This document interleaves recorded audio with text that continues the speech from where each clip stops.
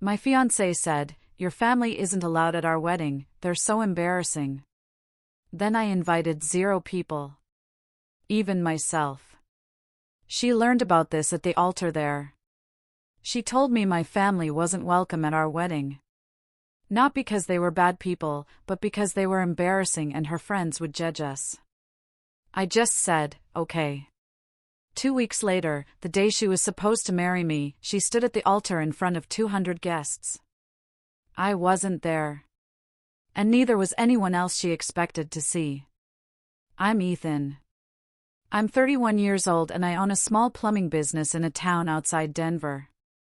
Nothing glamorous, just honest work that pays the bills and keeps me busy 6 days a week. I'm the kind of guy who shows up on time, fixes what's broken, and doesn't make excuses.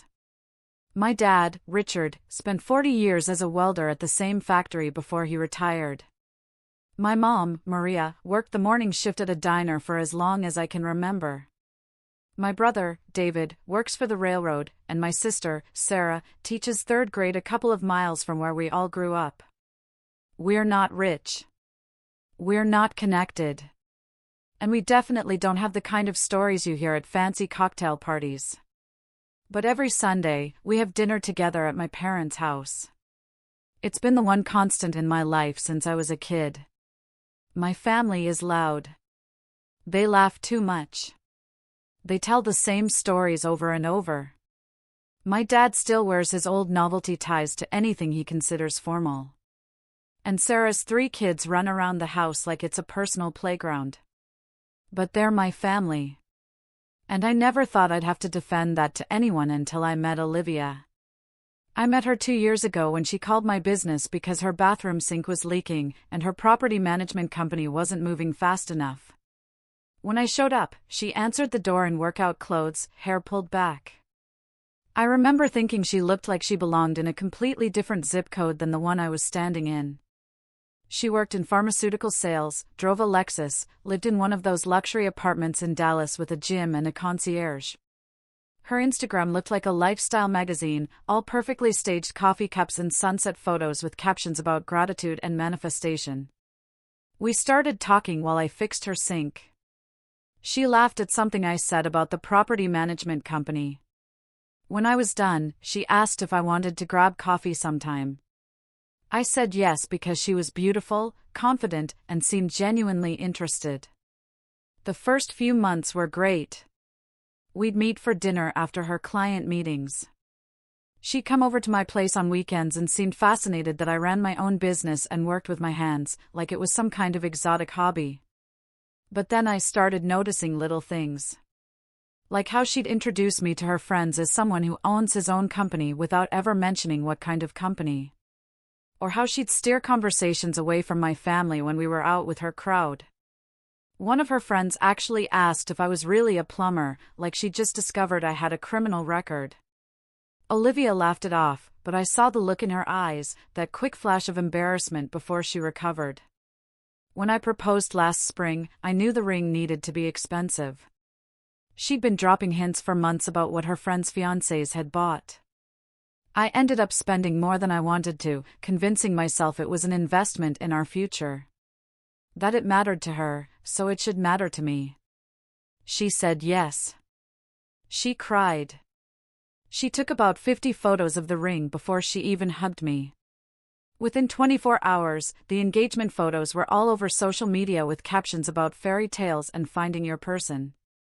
Wedding planning started immediately, and it became clear pretty fast that this wasn't going to be the backyard barbecue kind of wedding I'd always imagined. This was going to be an event. A production. Something people would talk about for years.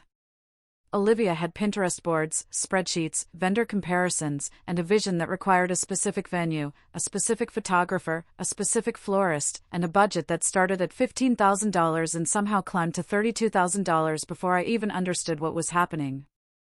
Every conversation was about the aesthetic, the vibe, the experience we were creating for our guests. And whenever I suggested something simpler or cheaper, she'd look at me like I'd just suggested we get married at a gas station. I was paying for most of it because her salary went toward her lifestyle and her student loans. I didn't mind contributing. I figured that's what you do when you're building a life with someone. But I started feeling less like a groom and more like a checkbook with a signature. My family was genuinely excited about the wedding. My mom had already started talking about what she'd wear. Sarah volunteered to help with anything we needed and was planning to bring her kids. And my dad made some joke about finally getting to walk down an aisle without it being in a courtroom. But Olivia started making comments, small things at first, about how we needed to curate the guest list carefully and how not everyone understands formal events. I didn't think much of it until she asked me how many people from my side I was planning to invite. I said probably 40, maybe 50, because I had my immediate family, my aunts and uncles, my cousins, a few guys from high school like my buddy Kevin, and some of my regular clients who'd become friends over the years. She got quiet for a second and then said we needed to talk about the overall composition of the wedding. That's when I started to realize this wasn't going to be a conversation about numbers. This was going to be a conversation about who my family was. She started picking people apart one by one, never directly, but always with concern wrapped in practicality. Saying things like, Maria is so enthusiastic, but would she really be comfortable in a formal setting? Or asking if Richard had something he could wear besides that tie. Or mentioning that kids at weddings are really disruptive, and couldn't Sarah get a babysitter for the day? I pushed back at first, defending each person, explaining that my mom had been to plenty of formal events and my dad could wear whatever he wanted, and my nieces and nephew were family, and they deserved to be there. But Olivia had an answer for everything. She'd say she wasn't trying to exclude anyone. She just wanted everyone to feel comfortable. And wouldn't it be awkward for my family if they felt out of place around her friends and colleagues? She made it sound like she was protecting them, like she was doing them a favor by suggesting we keep the list smaller and more intimate. I started to feel crazy for even questioning it.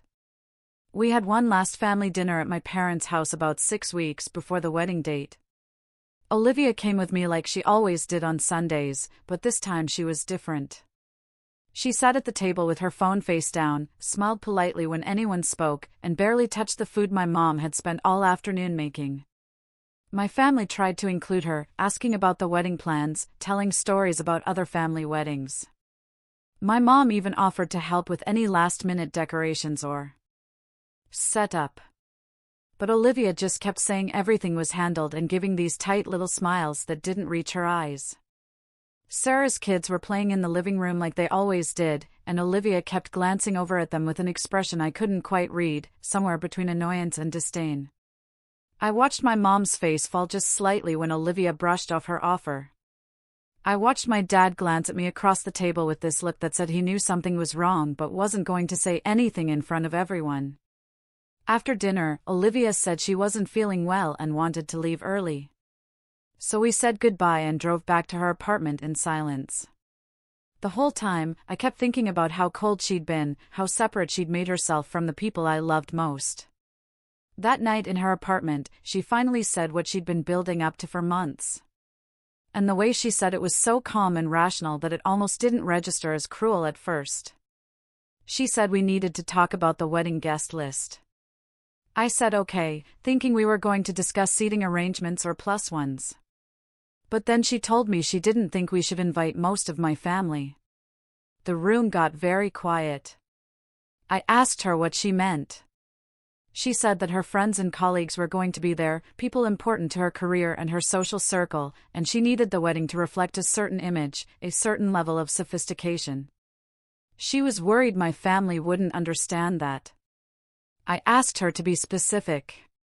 She sighed like I was making this harder than it needed to be. Then she said, they don't fit the aesthetic we're going for, and people will judge us if they act like they usually do. I sat there on her white couch in her perfectly decorated apartment, and I realized that this woman I'd been planning to marry was ashamed of where I came from. Ashamed of the people who raised me. Ashamed of everything that made me who I was. I didn't yell. I didn't argue. I didn't try to change her mind. Because in that moment, I understood there was nothing to change. This was who she was, and who she'd always been. I looked at her sitting there with her wine glass and her concerned expression, like she just told me we needed to switch caterers. And I said, okay. She looked relieved, like she'd been expecting a fight and was happy to avoid it. She started talking about how we could still have a small, intimate ceremony with just immediate family and how my parents would understand. But I wasn't really listening anymore because I was already making a different plan. A plan that would cost me a lot of money and probably make me look insane, but would be worth every single consequence. I left her apartment that night and drove straight home. I didn't sleep. I spent the entire night making phone calls and sending emails. By the time the sun came up, I had cancelled everything. I started with the venue because that was the biggest piece and the hardest to undo. When I called them at 7 a.m., the manager sounded confused. Nobody cancels a wedding 2 weeks out. Nobody walks away from a $12,000 deposit. But I told him I needed to cancel immediately and I understood I'd lose the money. He asked if I was sure, if maybe I just needed to postpone. I said no, I was absolutely sure, and I needed the cancellation in writing sent to my email within the hour. He said he'd process it, but he sounded worried, like he thought I was having some kind of breakdown. Maybe I was, but it was the clearest my head had felt in months. Next was the caterer. That conversation was shorter, they'd dealt with cold feet before. The woman on the phone just sighed and said she'd send the final invoice for the deposit and the advance payment, and wished me luck. The photographer was apologetic, said she hoped everything was okay, and mentioned she had a cancellation clause that meant I'd only lose half the deposit instead of all of it, which was decent of her. The florist was less understanding. She told me this was extremely unprofessional and that she'd already ordered specialty flowers that couldn't be returned. I said I'd pay for them anyway and to send me the bill. The DJ didn't answer, so I left a voicemail. The cake designer said she'd been working on fondant decorations all week and would still charge me for the labor. The wedding planner responded to my email with 3 question marks and then called me 6 times in a row until I finally picked up. She wanted to know what was happening. If Olivia knew. If this was a fight we could work through. I told her Olivia didn't know yet, and no, this wasn't something we were working through. This was done. The planner said she coordinated over 300 weddings and she'd never seen a groom cancel everything without telling the bride. I said, well, now she's seen it. And I needed her to document everything in writing and send all final invoices to my email. She tried one more time to talk me out of it, saying that weddings were stressful and people said things they didn't mean. But I cut her off and told her I'd pay her in full for her services up to this point, and I appreciated her work, but the wedding was not happening. After I hung up, I sat in my kitchen with my laptop and a legal pad and started making a list of everyone who'd been invited. I realized Olivia had done most of the inviting through her social media and some fancy website she'd set up, but I had the email list because I'd been helping track RSVPs. I opened a new email, addressed it to everyone on the list, and wrote the simplest message I could think of: the wedding scheduled for 2 weeks from Saturday has been cancelled. There will be no ceremony, no reception. I apologized for any inconvenience or travel plans that had already been made. I didn't explain why. I didn't blame anyone. I just said it was cancelled and left it at that. Then I hit send before I could second-guess myself. The replies started coming in within minutes. Mostly confusion and concern. People asking if everything was okay, if there was anything they could do. But I didn't respond to any of them because I didn't owe anyone an explanation. And I knew that whatever I said would get back to Olivia before I was ready. I blocked her number, blocked her on social media, blocked her email. Then I called my supplier where I get my parts and told him I was taking 2 weeks off starting immediately, something I'd never done in the 6 years I'd been running my business. He asked if I was okay, and I said I would be. He said to take the time I needed and not to worry about anything. Then I called David and asked if I could stay at his place for a while. He said yes without asking questions, because that's the kind of family I have. The kind that shows up when you need them without needing to know all the details first. I packed a bag, threw it in my truck, and drove to David's apartment on the other side of town. For the first time in 2 years, I felt like I could breathe. David was at work when I got there, but he'd left the spare key under the mat like he said he would. I let myself in and just sat on his couch, staring at nothing for a while, trying to process what I'd just done. I'd walked away from a wedding, from a relationship, from 2 years of my life. And I'd done it in the span of about 4 hours, without talking to anyone, or getting permission, or trying to salvage anything. Most people would say I should have talked to her first, should have tried to work it out, should have given her a chance to apologize or explain. But those people didn't hear what I heard in her voice when she said my family didn't fit her aesthetic. Didn't see the look on her face when she talked about them like they were a problem to be managed. I knew that if I tried to talk to her, she'd find a way to spin it, to make it sound reasonable, to convince me that she was just being practical and that I was overreacting. And I couldn't let that happen because I already knew the truth. The truth was that she'd never respected where I came from. And someone who doesn't respect your past will never really respect your future. The truth was that I'd spent 2 years trying to be enough for her, trying to smooth off my rough edges and fit into her world.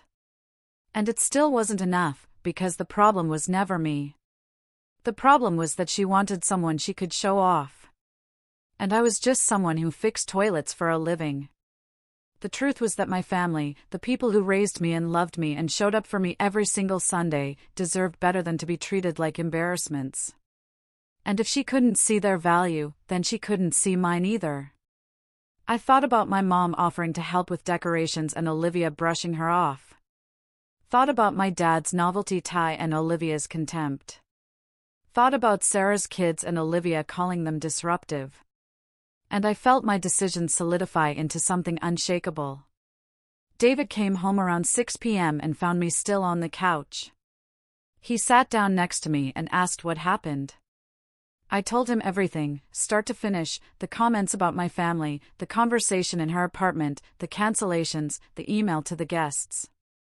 He listened without interrupting until I was done. When I finished, he was quiet for a minute and then he asked if I was sure, if this was really what I wanted. I said I'd never been more sure of anything. He nodded and said, okay, then. And then he asked if Olivia knew yet. I said, no. I'd blocked her on everything, and she probably thought we were still getting married. He looked at me with an expression that was half concern and half respect, and said that she was going to find out eventually, and it was probably going to be bad. I said I knew. I said I was ready for whatever came next. And he said, all right, then, we deal with it together. That night I couldn't sleep, even though I was exhausted. I kept thinking about what was going to happen when Olivia figured it out. When she realized that the venue was cancelled and the vendors were gone and nobody was coming. Part of me felt guilty, felt like maybe I should have at least told her first. But the bigger part of me remembered her sitting in her apartment with her wine glass, telling me my family wasn't good enough. And that part felt absolutely nothing. When I added up all the deposits and payments I'd already made to vendors, it came to about $28,000 that I'd never see again. Money that was just gone. But I'd bought something more valuable than any of that. I'd bought my self-respect back. I'd bought my family's dignity. And I'd bought the knowledge that I'd never again let someone make me ashamed of who I was. The next few days were strange and quiet. I stayed at David's place and avoided my phone, even though it was off. Avoided social media, even though I'd blocked her. Avoided thinking about what she was doing or planning or expecting. David went to work every day, and I just existed in his apartment. Ordered takeout, watched TV, and tried to figure out what my life was going to look like now that I'd blown it up. On the 4th day, Sarah called David's landline, which I didn't even know he still had. When I answered, she said the whole family knew what happened and they wanted me to come to Sunday dinner. I said I didn't know if I was ready to talk about it. And she said I didn't have to talk about anything. I just needed to be there. Something about the way she said it made me realize I needed to go. Sunday came, and I drove to my parents' house for the first time since the night I'd left Olivia's apartment. When I walked in, everyone was already there, my mom and dad, my brother and sister, my aunt and uncle, Sarah's kids running around like always. All sitting around the same table where we'd sat every week for as long as I could remember. My mom hugged me without saying anything. My dad squeezed my shoulder. We sat down and ate dinner like we always did, and nobody asked me questions or made me explain myself or told me what I should have done differently. After dinner, my mom brought out coffee, and my dad turned to me and said, "You did the right thing." And that was it. That was all anyone said about it. And I felt something in my chest loosen that had been tight for months. The morning of what was supposed to be my wedding day, I woke up at David's apartment around 8, made coffee, and sat on the balcony watching traffic go by like it was any other Saturday. I felt calm in a way I hadn't felt in months, maybe years. I realized that the knot of anxiety I'd been carrying around in my chest since the engagement was just gone, replaced by something that felt like relief mixed with sadness for time I'd wasted. My phone was still off, still blocked from everything connected to Olivia. And I had no intention of turning it back on, because whatever was about to happen didn't need my participation. It just needed to happen. Around 10 a.m., David came out to the balcony with his own coffee and asked how I was doing. I said I was good. Surprisingly good, actually. And he nodded like he understood, even though I wasn't sure I understood it myself. We sat there in silence for a while, and then his phone rang. When he looked at the screen, his expression changed, and he said it was Kevin, one of my buddies from high school who'd been invited to the wedding. David answered and put it on speaker. Kevin sounded stressed and confused, talking fast about how he'd just gotten to the venue because he wanted to help set up or see if I needed anything. And the staff there told him the wedding was cancelled 2 weeks ago. Kevin asked if I was okay, if something had happened, if Olivia was okay. David looked at me, and I shook my head. So David just said I was fine and I'd explain later, and Kevin should probably leave the venue. Kevin said, "All right," but he sounded worried. After David hung up, we both sat there, knowing that in the next few hours, everything was going to explode. Around 11 a.m., David's phone started ringing constantly. Different people from the guest list, all asking the same questions, all trying to figure out what was happening. He stopped answering after the third call because there was nothing he could tell them that wouldn't make things worse. I asked him if anyone had mentioned Olivia, and he said no, not yet. But someone would eventually. And when they did, we'd know that she had found out. The call came at 1:15 p.m. This time it was from a number David didn't recognize. When he answered, it was one of Olivia's bridesmaids, a woman I'd met maybe twice. And she was nearly screaming into the phone, asking where I was and what I'd done. And did I realize that Olivia was at the venue in her wedding dress?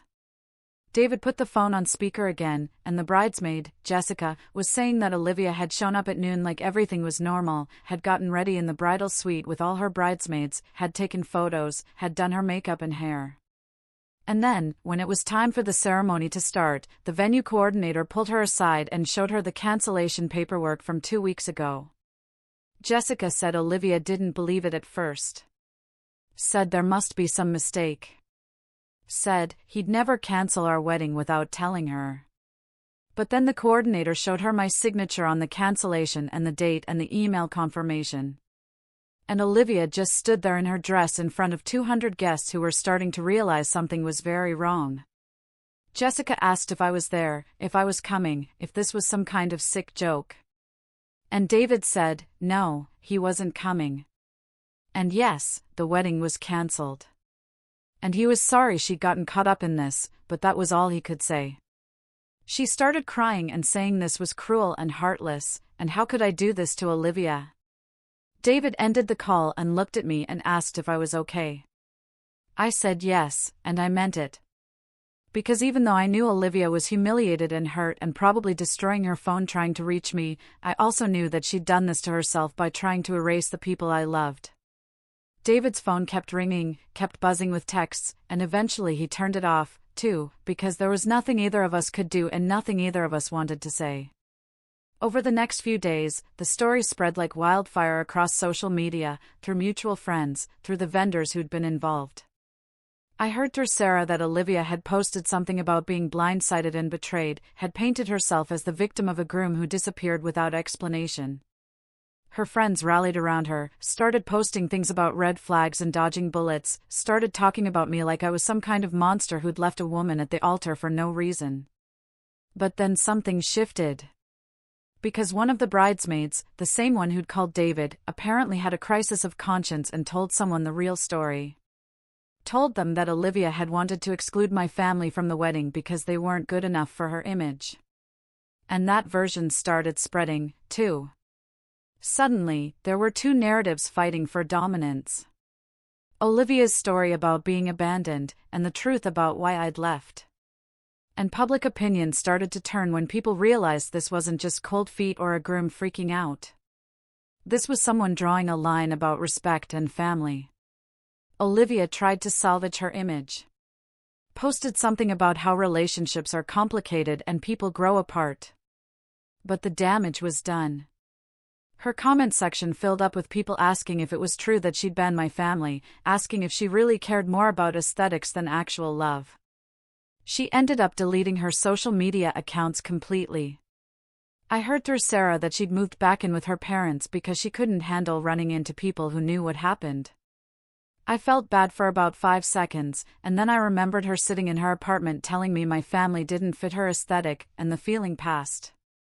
3 weeks after the wedding that never happened, Olivia showed up at my parents' house on a Sunday afternoon. I was there with my whole family, having dinner like we did every week. My mom answered the door and came back to the dining room and said Olivia was outside and wanted to talk to me. My dad asked if I wanted him to handle it, but I said no, I'd go. I walked outside and there she was, standing on the driveway, looking smaller somehow, less polished. She asked if we could talk. I said we could talk right there. She looked past me at the house where my family was probably watching through the windows, and she asked if I understood what I'd done to her. If I realized how humiliating it was to stand in front of everyone in a wedding dress with no groom. I looked at her and I said, yes, I understand exactly what I did. And I'd do it again, because someone who's ashamed of your family will never respect who you are. And I'm done apologizing for where I came from. She stood there for another minute like she was waiting for me to say something else, to give her something she could argue with or fight against. But I didn't have anything else to say. She got back in her car and drove away. And I went back inside where my family was waiting. My mom asked if I was okay, and I said yes, better than I'd been in years. 6 months later, I bought new equipment for my business, hired another guy to help with the workload, and landed a contract with a property management company that kept me busy 5 days a week. I never heard from Olivia again, never saw her at any of the places we used to go. I assumed she'd moved on with her life somewhere else. David asked me once if I regretted how I'd handled it, if I wished I'd done it differently. And I told him the truth, the only thing I regretted was not seeing who she really was sooner. But better late than never. What would you have done if you were in my shoes?